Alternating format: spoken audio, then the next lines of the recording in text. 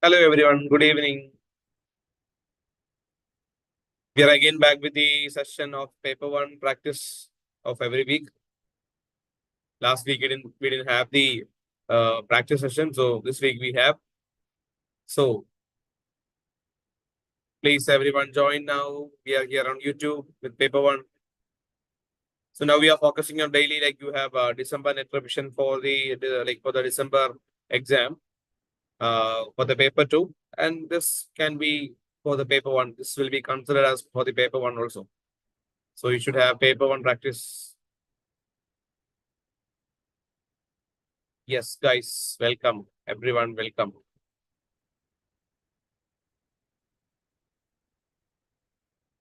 Good evening, everyone. Good evening. Today we'll revise the paper one topics, like different units we are dealing with every week, right? So towards the end of the coming to the exam, near to the exam, we will have a like marathon session like last time what we had.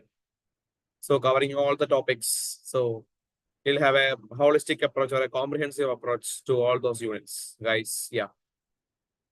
Yes.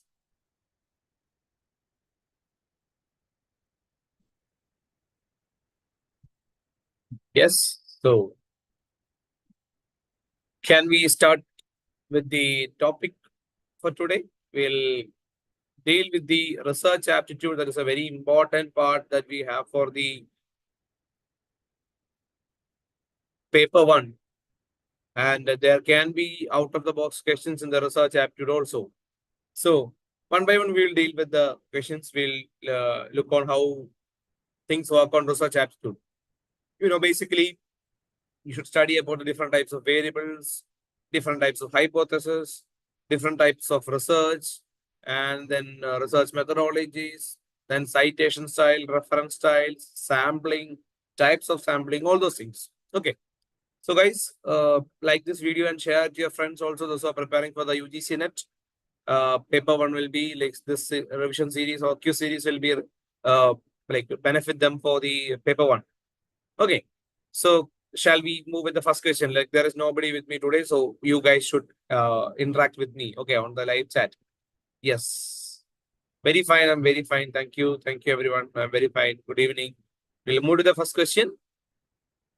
To the following is the first step in starting a research process. Okay. Searching sources of information to locate problem, identification of problem, searching for solutions to the problem, and survey of related literature. Guys, I need the answer from you. What all things?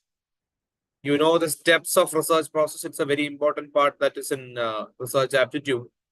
So, which is the most apt option that you will go with? Solutions to the problem, we know that like it won't be the correct option because solutions to the problem is only after the research, right? Related literature, survey of related literature, it is after having a problem only or after selecting all those variables only you can have related literature. Yes, I have the answers here as B and some is also coming. Searching sources of information to locate problem. No, it's actually identification of problem is the first step in starting the research process. That is identification of problem. Right. Moving to the next question. An investigator wants to study the vocational aspirations of visually challenged in a wide geographical area. She should select a sample by using simple random sampling, convenient sampling, stratified sampling, and purposive sampling. Great. Options, it's very familiar to you, I think. Investigator want to study about the aspirations or vocational aspirations of visually challenged. Okay. A particular category, the researcher or the investigator wants to have the sample. So which type of sample will be useful or he or she can use or the investigator can use to select the sample? Is it simple random sampling? Is it convenient sampling? Is it stratified sampling? Is it purposive sampling? You should have a better idea for sampling because Do you remember the last OMR exam that the one and only OMR exam for recently these times what we had? We had a question which was related to the like a person is looking or observing an animal for a long period. What types of sampling is that? So the answer was focal sampling. And in the case of net, what do they expect from you is if you know a question, you should directly you should from the options, those out of the syllabus options should be eliminated, and then you go to the correct one. And also with the out of syllabus question, the option will be or the answer will be the out of syllabus option. That means that you don't know or that is not in the syllabus. Okay. That is how the answer was focal sampling and all. Now here, it is all those samplings are all those types are very familiar with you. Simple random sampling is there, convenient sampling, stratified, and purposive. We'll go with the options, and my YouTube babies are telling that it is D. The answer is D. Most of them are going with the answer D. That is purposive sampling. Great. That is the answer. You know, as purposive sampling, what do you mean by purposive sampling?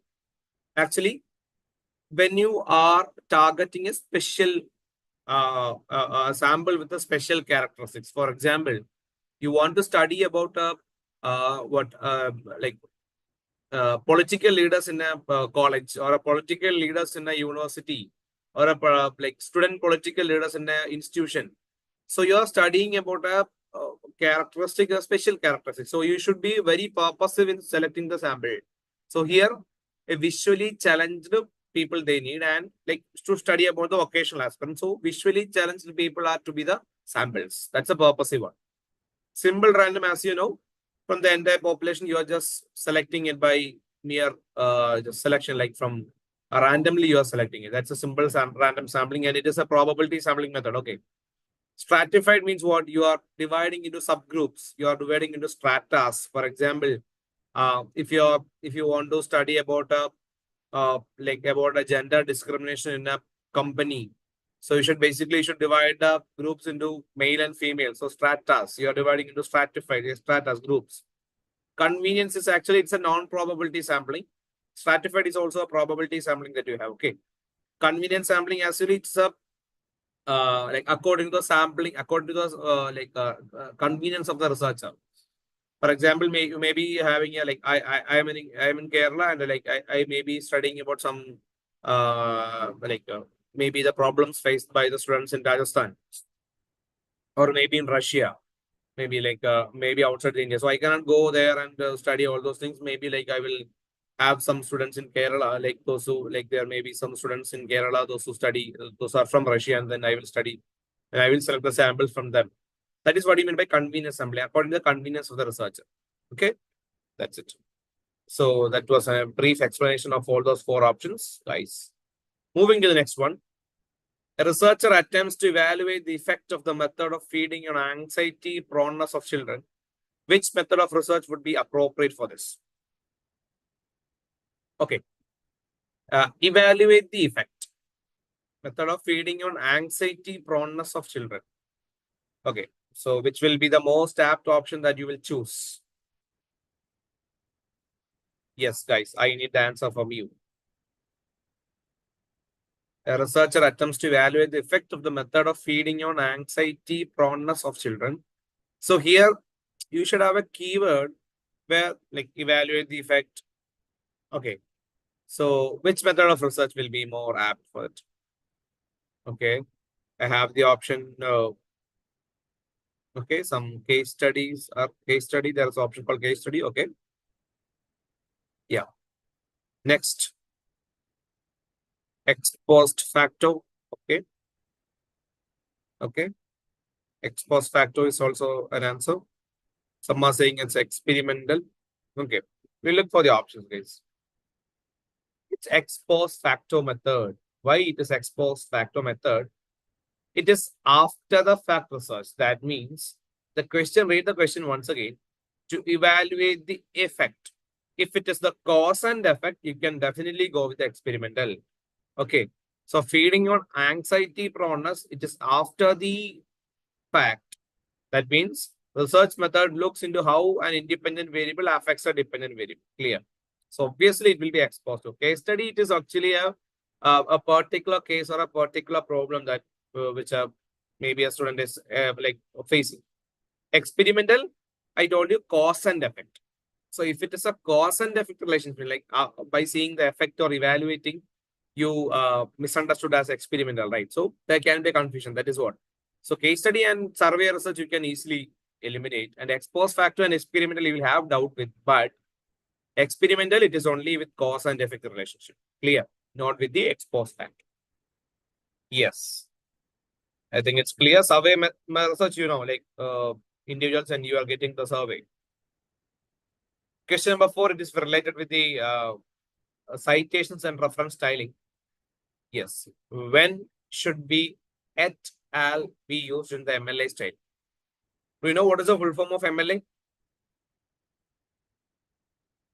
MLA. Yes, guys.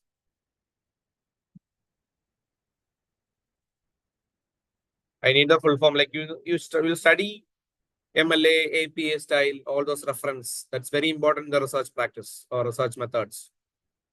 Very important. What do you mean by like, what is the full form of MLA that you have? MLA. Yeah, it is Modern Language Association. Yeah, correct, correct. Okay, so when it will be used? Et al. Et al. What is the full form of et al? That also you know. You want to know. All are going with A and some C are also coming. Okay. To say when there are the source has 3 or more others, that's correct, guys. Et al is a short form of the Latin term et alia, which means and others. Okay, et al means only it is and others. So in MLA style, when do you use et al? That means in academic citations or in citations, what we use where 3 or more others are there. Okay, 3 or more others are there, you use MLA. MLA is the most like this is a things which is used for English and all. The citation and reference styling is for mostly the English research. Okay. That's correct. Modern Language Association. Correct, correct.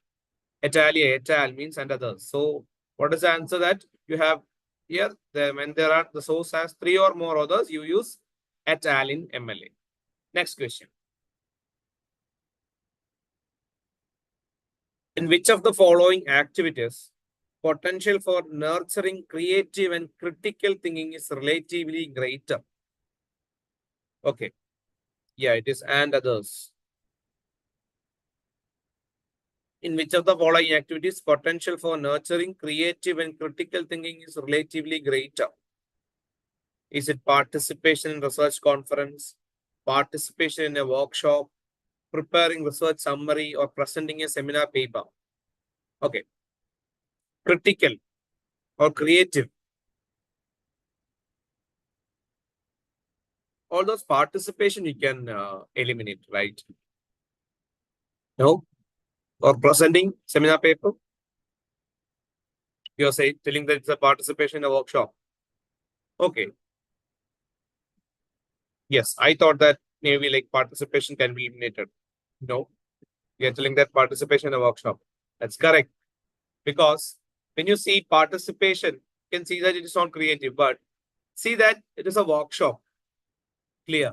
So maybe not maybe, workshop you have activities and there are creative activities more in a workshop. Clear. So that is what you mean by workshop. So like you can have a confusion, like as I said, like it was just for confusing you, like as it just for participation. Whether it is a part like as it is participation, will we have a like can we eliminate that? No. So that's the answer. Participation in a workshop. Which one? The next question. Which is a formal reference to a published or unpublished source that a researcher uses for writing his or her research paper. Okay.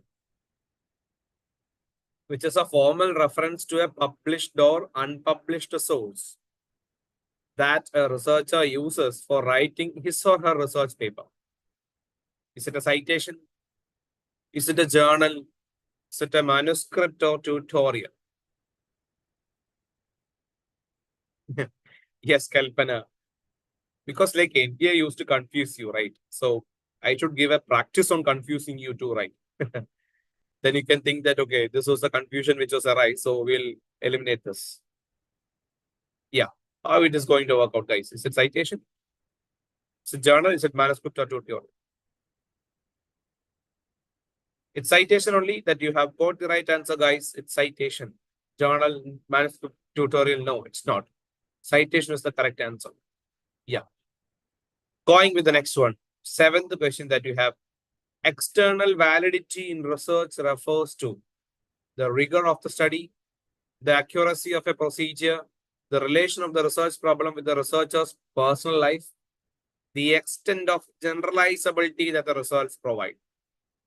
External validity. What do you mean by external validity? Should have an idea of what is external validity. Is it a rigor of the study?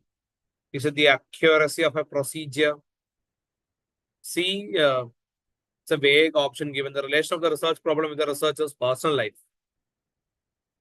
Extent of generalizability that the results provide. Okay, I need the answer from you in question number 7. You select that it is D.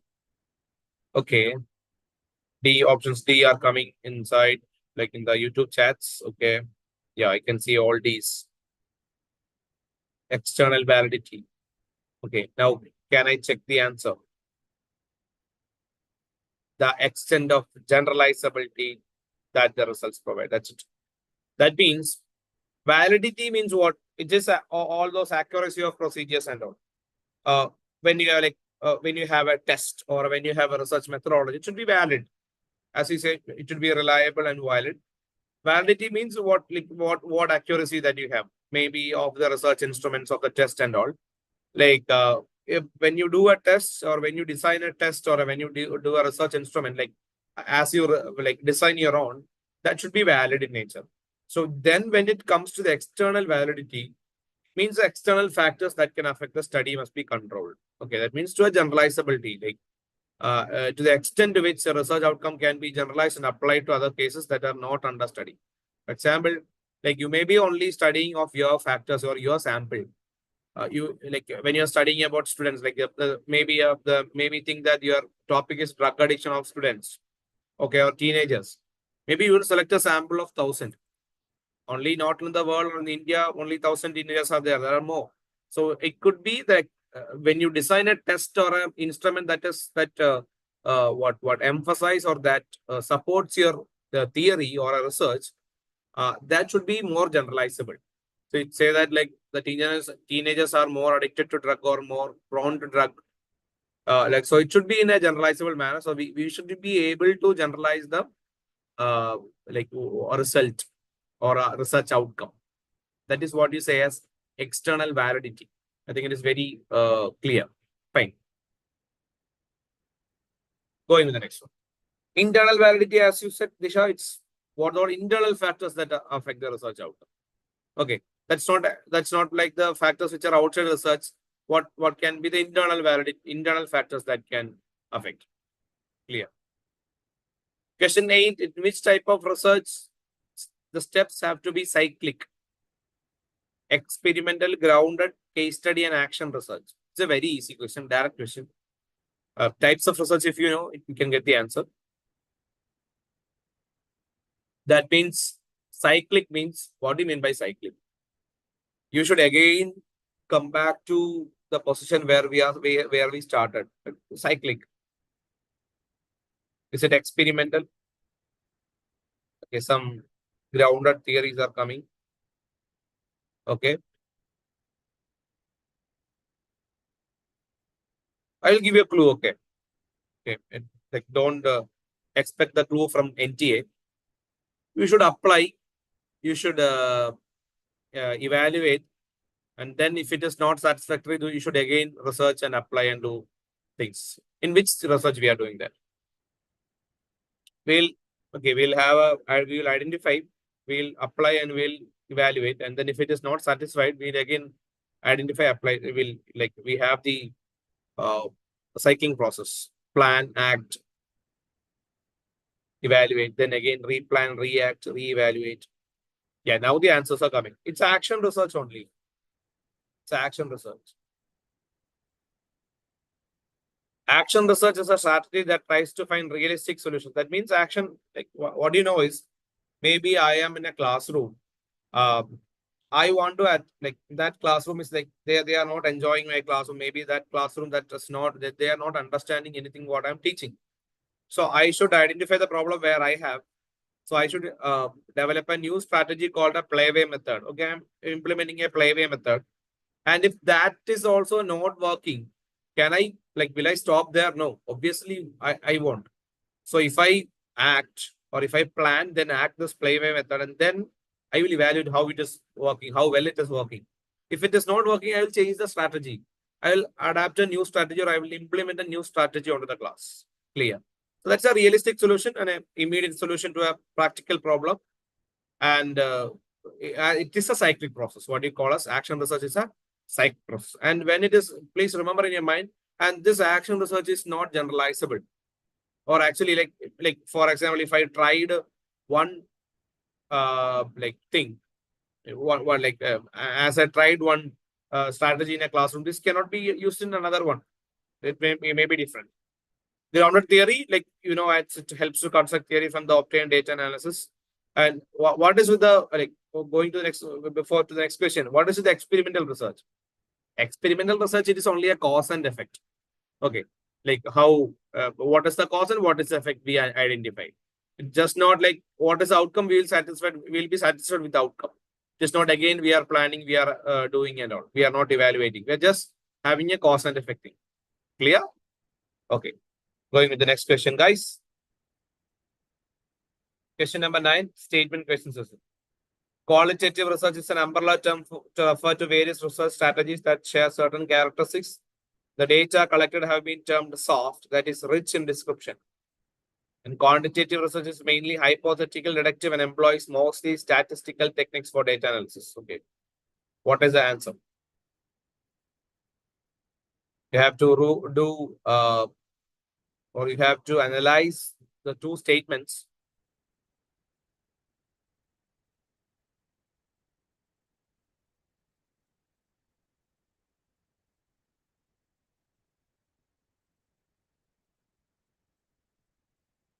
Can I get the answer from you? Yes. You two babies. Is it both statement A and B are correct? Sorry, 1 and 2 are correct. 1 and 2 are false. Like, if you have an idea of qualitative research, quantitative research, it's very easy to get. Qualitative research means, what do you mean by qualitative research? Both are true. The YouTube babies are saying both are true. We'll go with that. Both one statement 1 and 2 are true. That's correct. Because as you know, qualitative research is an umbrella term for research strategies that are like termed as soft. It is rich in description only. They do not use statistical analysis or like hypothetical, deductive, all those things like what data analysis part. There is very strong data analysis part and all. Statement 2 is about the quantitative analysis research. What do you have? It is correct only. Going with the next question. What is the research design? A way of conducting research that is not grounded in theory. The choice between using qualitative or quantitative methods. The style in which you present your research finding, example, a graph. A framework for every stage of the collection analysis of data. Which one you will go with? What is a research design? A research design. So when you think of design, sorry, is it a choice between using qualitative or quantitative? The style in which you present your research findings, okay. A framework for every stage of the collection analysis of data, somewhat. Okay, so I have given you the clue. All those D are coming in the YouTube chats, live chats, very great. That's the correct answer. Research design means you should have a framework to do what all things. Yeah, framework. That is a keyword there. It's not a way of conducting research. Like most apt option will be the choice between, no, it's not research design. Style in which you present research findings, no. It all comes under the framework. After every stage, what you should do. Collection, analysis, what you should do. That is what. A variable that measures the effect of a manipulated variable is known as important one. Important one. Basic things, independent, dependent variable. Okay. You know what is independent and dependent. So what is that? Independent or dependent. Confounding, it is not a part of this. Controlled also. So a variable that measures the effect of a manipulated variable. So you want to think that which is the manipulated variable and which is the variable we are measuring it. Is it independent, dependent, confounding, and controlled? Which one you will go with, guys? Answers. Every time you remember this is a very important part that you have. Variables, from the types of variables, you'll have a question, sure short one. Definitely you'll have. So study those types of variables very clearly. So you are getting here C, very great. Guys, you have prepared well. That is dependent variable only. So what do you mean by confounding variable? Confounding variable means a variable or a factor which is not considered by the researcher at initial point and then created and that variable which was not at the research study created a chaos or created a false assumption in the research outcome. That is what you call as confounding. It is like a confusion variable. Controlled variable, what do you mean by controlled variable? That is means it is being controlled in the research. That means it is kept constant. Means like maybe a temperature in an experimental study, it is kept constant. So that can be called as controlled variable. Independent, actually, it is a manipulated variable that we have. So we are manipulating the independent variable. And like where we are measuring the effect, it is in the dependent variable. Clear, guys? That's it. Yeah, just there are all those explanations. A dependent variable is the variable that changes as a result of the independent variable manipulation. Independent variable is the variable that is changed or controlled. Confounding that affect other variables. Controlled variable is that held constant. That is it. Clear, that's it. That is what you call for, like what you have for dependent, independent, confounding and all. We have many types of variables called extraneous and all. In the coming days, like we'll have revisions on all the topics. Clear.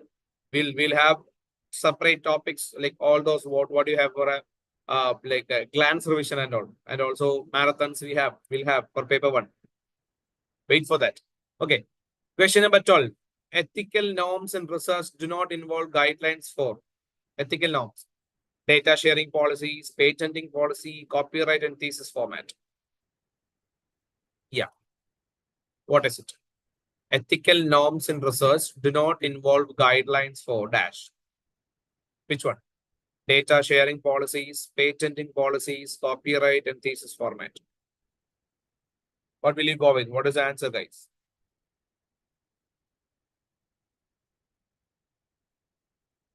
Ethical norms. Data sharing policies, do you have ethical norms? Patenting policy, you have. Copyright, do you have? Thesis format, do you have? Okay. The answer is D. I will also go with D, that is thesis format.